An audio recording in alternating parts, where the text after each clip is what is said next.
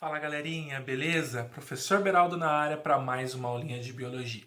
Para você que tem essas suas dificuldades aí, ó, vem comigo. Bora aprender biologia da forma mais fácil e mais divertida. Bora para aula, pessoal. Bom, galerinha, hoje a gente vai ter mais uma aula de organologia vegetal. Mais especificamente sobre órgãos reprodutivos. Ou seja, nós já falamos em algumas aulas atrás sobre flores, vamos deixar ela um pouquinho de lado e vamos falar sobre a formação dos frutos, os tipos de frutos e também a formação das sementes, que é extremamente importante. Tá? Vamos fazer todos esses passos e completar tudo que a gente precisa sobre organologia vegetal. Então vem comigo aqui para um slide que eu quero mostrar para vocês como é que tudo isso acontece, como que todos esses assuntos são estudados, certo? Bora lá, pessoal! Bom, pessoal, agora a gente vai falar um pouquinho sobre a organologia vegetal dos órgãos reprodutivos. Mais especificamente, frutos e sementes, já que as flores nós já explicamos em outra aula, em outro videozinho, certo? Então vamos começar aí o entendimento sobre a formação das frutas. Vamos lembrar sobre a formação do fruto. O fruto é originário a partir do ovário da flor, certo? E as sementes vão ser originadas dos óvulos que foram fecundados. Quando nós seguimos essa regrinha, ou seja, encontramos um fruto originário do ovário e sementes originárias dos óvulos fecundados, e a formação do fruto se dá da fecundação das sementes, o pós, o acontecimento da mesma, aí nós temos a definição do fruto, certo? O fruto, ele é estruturado por uma parte que a gente chama de pericarpo, certo? E você tem esse pericarpo como a função de proteção para a semente e também como um veículo de dispersão, já que o pericarpo, ou seja, o fruto, pode ter algum atrativo que atrai algum animal para comer aquele fruto e, sem querer, acaba dispersando a semente. Sei lá, chega um animal, come lá uma laranja, ele engole junto com o bagaço da laranja as sementes, então quando esse animal desloca, sei lá, pelo seu território, 10 quilômetros, não importa a distância, mas ele vai sair de perto ou sair das proximidades da planta a qual foi gerado esse fruto, e ao defecar vai sair nas suas fezes as sementes que vão se desenvolver e formar outra planta. Então, o fruto está associado a esse processo de dispersão das sementes e ajuda as plantas, as angiospermas, a conseguir se dispersar, se espalhar cada vez mais dentro do ambiente, certo? Levando em consideração, primeiramente, o fruto, vamos estudar esse pericarpo. O pericarpo dos frutos é dividido em três partes: epicarpo, mesocarpo e endocarpo, como é representado aqui. O epicarpo é a porção mais externa que reveste o fruto, certo? É chamado popularmente de casca, e vai impedir que esse fruto seja atacado por predadores antes do tempo, ou que esse fruto resseque antes do tempo. Ele vai dar proteção para o pericarpo. O epicarpo dá a proteção do pericarpo, certo? A segunda parte, representada aqui no abacate pela parte que a gente come, é o mesocarpo. É a porção intermediária, a porção que geralmente é suculenta nos frutos. Digo geralmente porque, no caso da laranja, como representado aqui nessa imagem, o mesocarpo é essa partezinha branquinha aqui que a gente não come. E a parte do bagaço, que é a parte onde contém os líquidos, os açúcares e tudo mais, é o endocarpo. Então, dependendo do fruto, a gente tem uma certa diferenciaçãozinha aí. E a última parte aqui desse fruto é o endocarpo. O endocarpo é a porção mais interna do pericarpo, certo? Que vai estar em contato direto com as sementes, tá? Aqui no caso desse abacate, o endocarpo, ele reveste o caroço e protege a parte interna, que é onde se encontra a semente. No caso da laranja, o endocarpo é toda essa parte amarela aqui que a gente come, certo? Então essa parte suculenta que a gente come é o endocarpo. E aqui na base de cada um desses gomos da laranja aqui, que seria cada um dos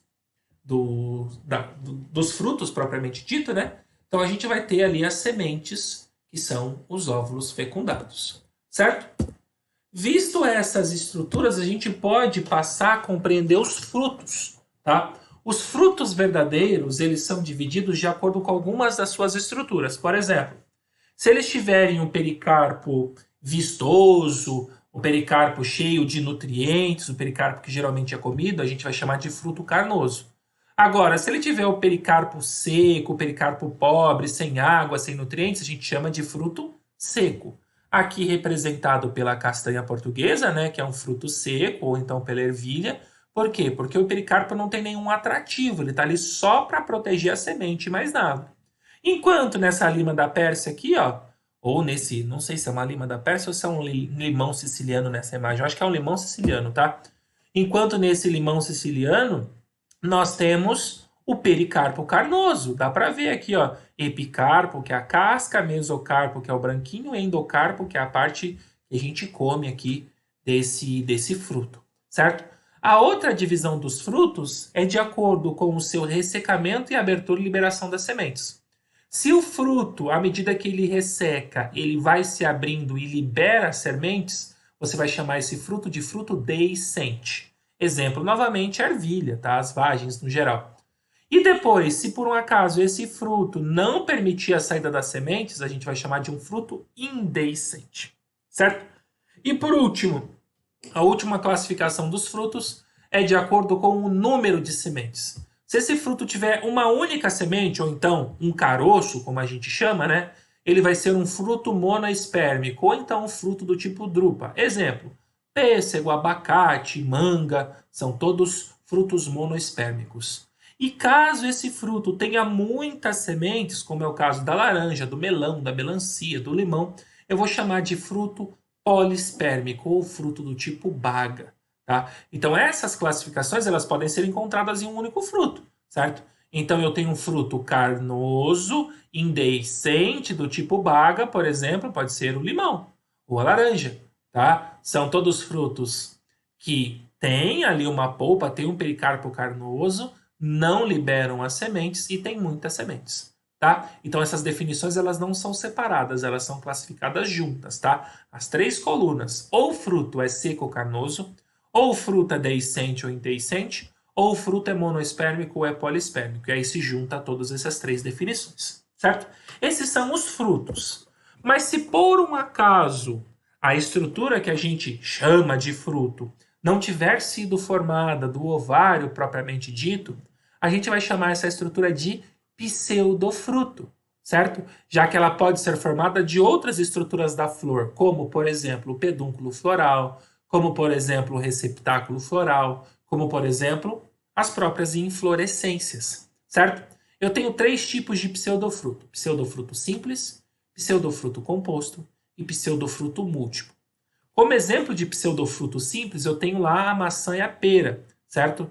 Que eles são formados de uma estrutura, por exemplo, como receptáculo floral, ou então, no caso do caju, como pedúnculo floral. Aí você tem o pseudofruto simples. A parte do fruto propriamente aqui na maçã é essa parte interna, tá?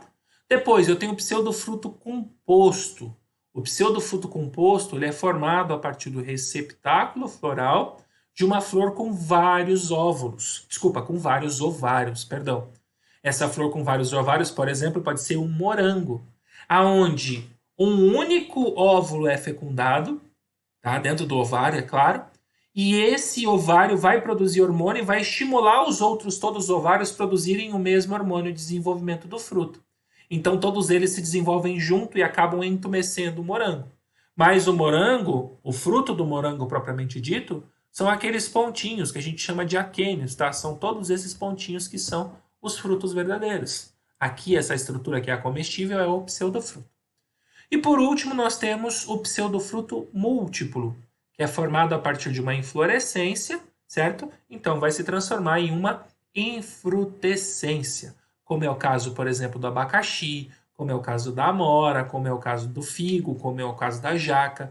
Todos eles são infrutescências, são pseudofrutos múltiplos. Para vocês terem uma ideia, no abacaxi, cada losangozinho daquele do abacaxi é um fruto específico. Tá? Então, como ele apresenta todos aqueles losangos juntos para formar o abacaxi, então a gente vai chamar ele de pseudofruto múltiplo ou pseudofruto do tipo infrutescência. Certo? Temos mais um tipo de fruto? Temos. Temos os frutos partenocárpicos, que são aqueles que são formados sem a fecundação do óvulo. ocorre o desenvolvimento embrionário no ovário e ele se desenvolve. Por exemplo, a banana, aqueles pontinhos pretos no meio da banana, não são as sementes, são os óvulos não fecundados, já que a banana é um fruto partenocárpico. Tudo bem, pessoal? Deu para entender bem tudo aí sobre os frutos? Agora, falando sobre as sementes, pessoal, nós temos algumas estruturas que formam as sementes, certo? Primeira coisa, qual que é a função da semente? A função da semente é primordialmente nutrir e proteger o embrião. Tá? Então, para isso, ela tem estruturas de proteção e tem estruturas de nutrição para fazer com que o embrião vegetal consiga o seu desenvolvimento. Nós dividimos aí a semente em duas estruturas principais. Primeiro, o tegumento, que é o tecido de revestimento. Tá? Esse tegumento é dividido em testa, que é uma parte mais externa, e tegmen, que é uma parte mais interna, certo? Que vai estar em contato direto com a amêndoa. E a parte interna, que é a amêndoa, certo? É dividida em três estruturas. O embrião, propriamente dito, que é a estrutura responsável pela formação da planta adulta, que foi gerada a partir da fecundação e tudo mais, certo? Lá na região da oosfera. Nós temos os cotilédones, que são as folhas embrionárias e nutritivas para o desenvolvimento vegetal, e a estrutura do endosperma, que é onde você tem a nutrição do embrião, certo? Levando isso em consideração, nós precisamos lembrar que as plantas são divididas, nas suas sementes, é claro, em dois grupos. Aquelas que são monocotiledôneas, ou seja, que tem a formação de um único cotilédone, e aquelas que são dicotiledôneas, que são as que apresentam dois cotilédones na sua formação, certo? Se o cotilédone é a estrutura de reserva de nutrientes, ali uma folha embrionária para reserva de nutrientes, então as dicotiledôneas elas têm essa maior reserva, por isso possibilitam um desenvolvimento mais fácil, certo? Exemplos de monocotiledôneas são milho, cana, bambu, grama, coqueiro e orquídea. E os exemplos de dicotiledôneas são feijão, soja, cacto, limoeiro, goiabeira e tudo mais. As definições de mono e dicotiledônea, como por exemplo as monocotiledôneas possuírem folhas com nervuras paralelas, enquanto as dicotiledôneas têm nervuras ramificadas. As monocotiledôneas têm grão de pólen com apenas um poro, enquanto as dicotiledôneas têm 3 ou mais poros. Todas essas definições nós já vimos na aula, onde foi discutido as estruturas vegetais e os seus processos de formação, lá na aula que explica muito bem sobre angiospermas. Então, tá com alguma dúvida? Dá uma voltada lá nessa aula, procura lá no nosso canal, aula que explica um pouquinho sobre as angiospermas, certo? E a partir do desenvolvimento do embrião, dentro da semente, você vai ter a formação da planta adulta, como é representado aqui nessa imagem, na germinação de uma sementinha de feijão, né? Quem nunca fez esse experimento na escola? Então, você tem lá primeiro a semente que foi plantada, certo? Então, essa semente, o grãozinho de feijão, ele vai se desenvolver. Primeiro ele forma a raiz primária, que é a radícula, certo? Depois ele começa a crescer, crescer, crescer, perde a casquinha da semente, sai da terra, certo? Ainda possui os cotilédones unidos. Nesse estágio, os cotilédones já estão separados e aparecem as folhas primárias. Daqui em diante, com o crescimento da gema apical, essa planta já consegue fazer fotossíntese. Então, esses cotilédones já não são mais necessários. Eles vão ser ressecando, ressecando, ressecando, até que eles caem da planta e a planta continua o seu desenvolvimento. Certo? Espero que vocês tenham entendido tudo que foi aplicado aí dentro desse espaço, pessoal, e tenha compreendido como todo esse processo acontece. Tudo bem? E chegamos ao fim de mais uma aulinha de biologia, pessoal. Se você não entendeu, não se assusta. Pega o vídeo, volta no vídeo, anota tudo de novo e arrebenta, moleque. Um abraço do professor Beraldo e até a nossa próxima aula.